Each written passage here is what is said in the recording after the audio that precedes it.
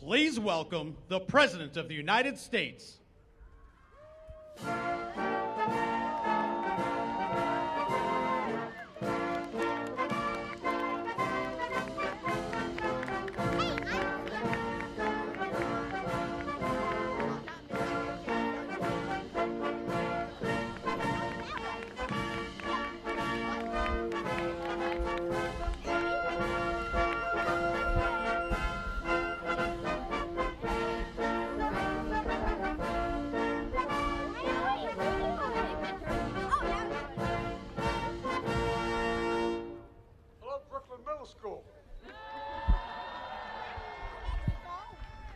Good morning, everyone. I'm sorry. There's a tradition around where I come from, the state of Delaware. When there's a governor in the room, you got to stand up. And your governor's here, and I wanted to say hi to him. So thank you, Governor, for being here. It's a wonderful Thanksgiving tradition here at the White House. There's a lot to say about it, but it's chilly outside, so I'm going to keep this short. Nobody likes it when their turkey gets cold. I don't know if they're imagine it or not. But at any rate, I want to thank Ronnie Parker, Chairman of the National Turkey Federation, and his family from Monroe, North Carolina. Ronnie's got 44 years in the turkey business, and he also is the grower of our honored guest today. And Lexi, you got a lot of help from Lexi, our fourth-generation member of the ranch where the turkeys were raised and prepared for this very day. They don't know what the verdict, I'm not sure of the verdict yet, but we're going to find out in a minute. They listen to a lot of music, I'm told, in order to prepare for the crowd noise today. That's real hard work. And they interacted with the children to show their softer side. Sounds like another flock hoping to come to Washington in 2024. But look, we're joined by another special guest, and that is for what is the largest national turkey presentation ever held at the White House. My dear friends, I can introduce them again, Roy Cooper and First Lady Kristen Cooper here. Truly fantastic leaders. Say hi. We're also joined by Congressman Dan Bishop. Where are you, Danny? Hey, Dan, welcome. Great to see you here. Thank you. And from the 9th District of North Carolina. And a special thanks to members of my staff and their young children who are here today as well. Matter of fact, if you look around, see that dog up in the balcony there? That's my dog, Commander. I was worried if he came down here with all, he just do nothing but kiss you and lick you. He may go after the turkey, so I kept him up there. But we're joined by another group of kids, as I said, from students from Brooklyn Middle School. The reason they're here in Washington, the reason they joined us today is, you know, they were invited a couple years ago to come, but because of COVID, we couldn't have it. So I'm glad you guys came this year. Thank you very, very much for coming. And we're also joined by students from the 4-H programs of Virginia and Maryland and the folks from the National Future Farmers of America. I want to thank them for being here as well. But before I gobble up too much time, I didn't mean to get started, man. Don't start. Well, that's my grandson, Bo, up there, my granddaughter.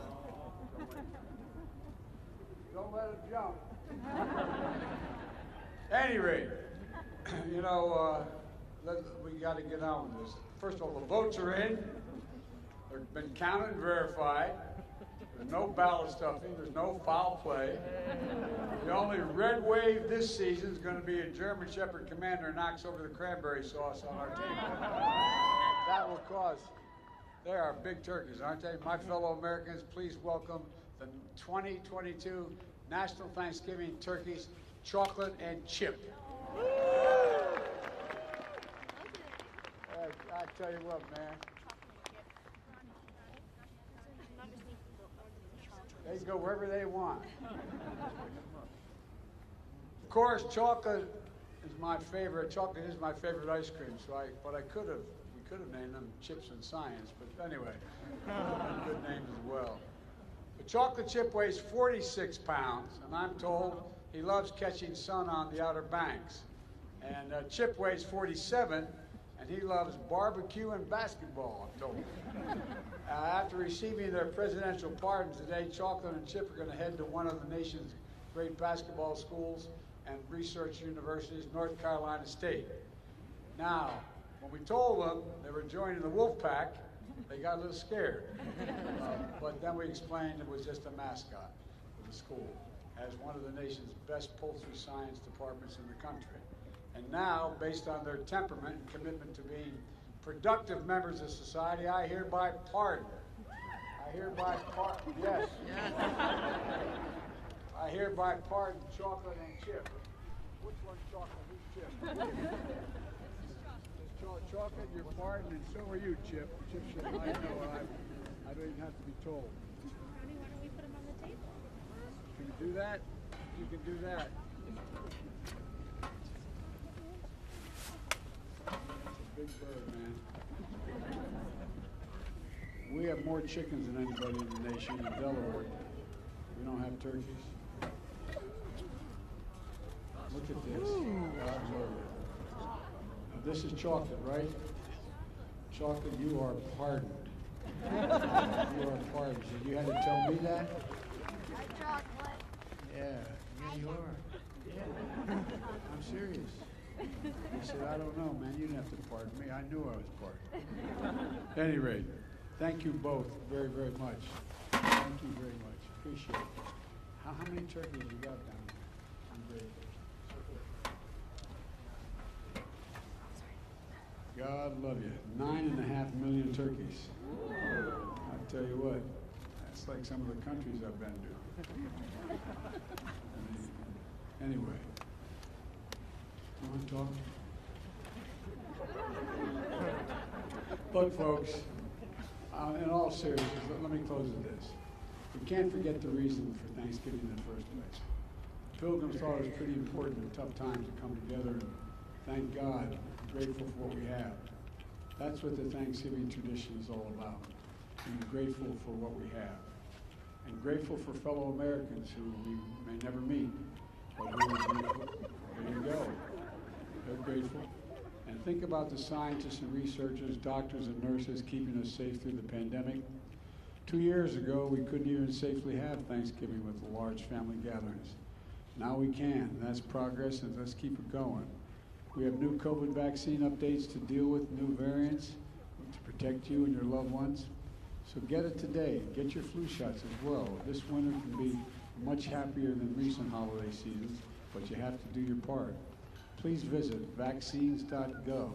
Decide what you're going to do. We're also grateful for frontline workers and keeping essential services going and growing and providing food on our tables. We're grateful for our faith leaders and their counsel and comfort and support.